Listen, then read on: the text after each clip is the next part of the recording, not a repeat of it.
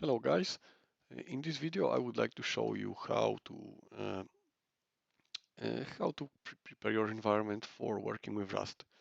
So actually what you need to install a tool called rustup, and that tool is something that I already have installed. However, if you look inside of the book itself, you will see that there is a little command that you can use for that. However, I have found that this installation command does not necessarily work, at least in my environment, but this does. So if you'd like, you can use this command, and you can easily find it on the Rust lang page.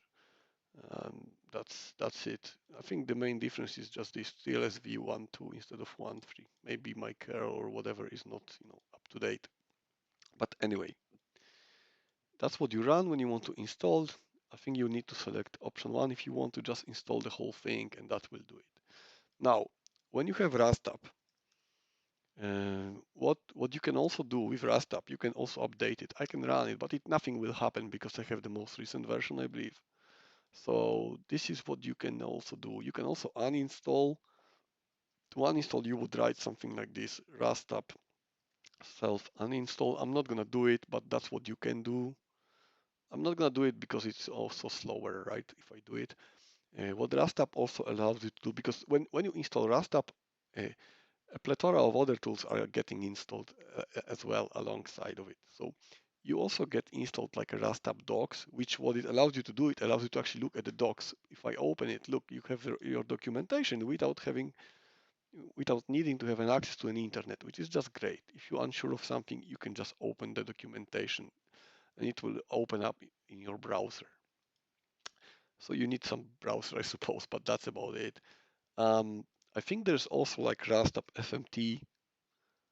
I have not used it a lot yet, but there is definitely a command that can do your FMT. Uh, Maybe we can check if there is a manual for that. There isn't, but for sure there is a tool, and it does mention in the installation part here that you do have a tool for that, for FMT, for formatting your code, I believe. So let's see if it will mention it inside of here somewhere. Okay, maybe not in this particular chapter. Maybe here. Yes, you see Rust FMT. So actually it will allow you to keep to the some standard style, right? That is understood by most of the people that write code in Rust. So I think it's useful. And actually it's called Rust FMT. That's why it didn't work for me, because I was trying to type Rust up FMT. It's my fault. But yeah, that's what it is. Sorry. And now let's actually show you how you could create some little project, let's say. Let me remove everything from this directory. And what I can do, I can try to just create you now a little file of like with Rust code. Now it should be empty. And this will be just in Vim. What you need to do, you need to have a main function in the Rust binary somewhere, because otherwise it will just not execute your code.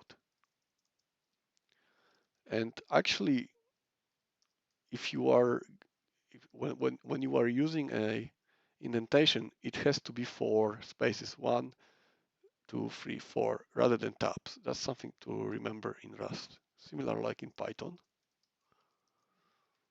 And now what you can see is a little version of a program, is a little Rust program that will print hello world to the screen, which is a very usual suspect in a lot of tutorials.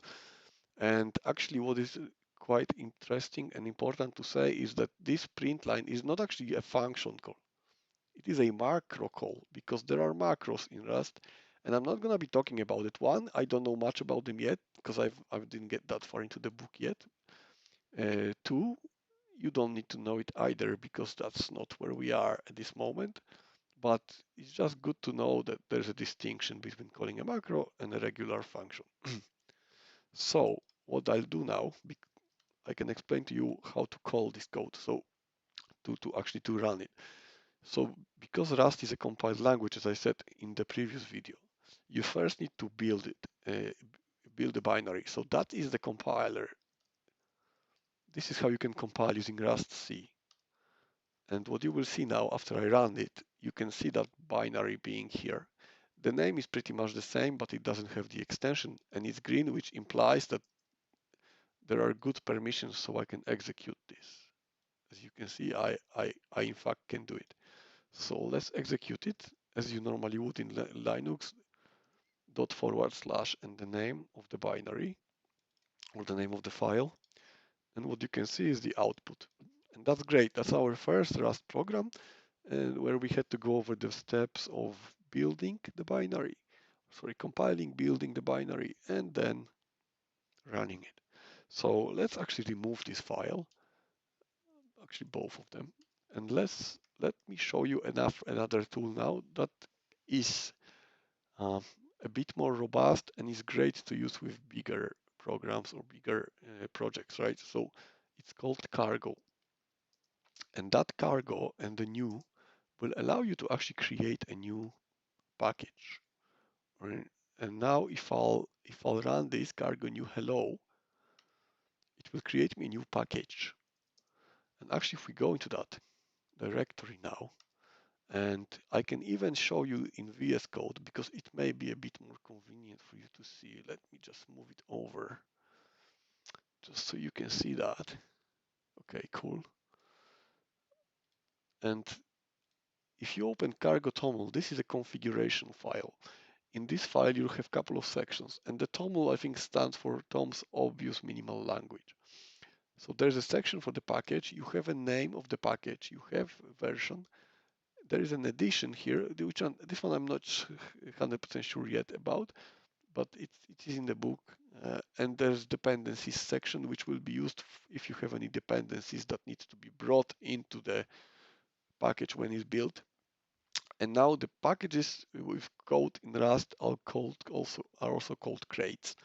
And in our case, we only use one crate, so we don't need any other dependencies either here. So that's just good to keep it empty. Now, what else?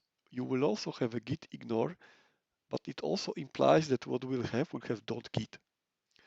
And .git means pretty much that you will have your version control stuff, as I've told you you would, right? The thing is, yes, you will have Git, but you don't need to have Git. You can select something else, and I think that's also in the book. You can check it out, how you can verify what is possible for you to use. The Git is just good enough for me. Also, I think what is good to mention is that if you already had a Git in a directory and you create a new Rust package with a cargo new, it will not by default create you a new git.git directory. However, you can change this behavior by typing cargo build -- vcs, I think, and equal git and the name of your package. And actually, this should be in the docs. This, I think, should be in the next one. Let's see. Yes, yes, this one. The cargo new, as you can see, you can do that. You can force this behavior. And as I said, you can select the different ones than Git, but this is mentioned here somewhere. You can read through it, if, of course, in your time. So that's that. And you can see something weird here. Yeah, target, like this target does not exist. I will show you when does that appear. So now you can ask, what's the point?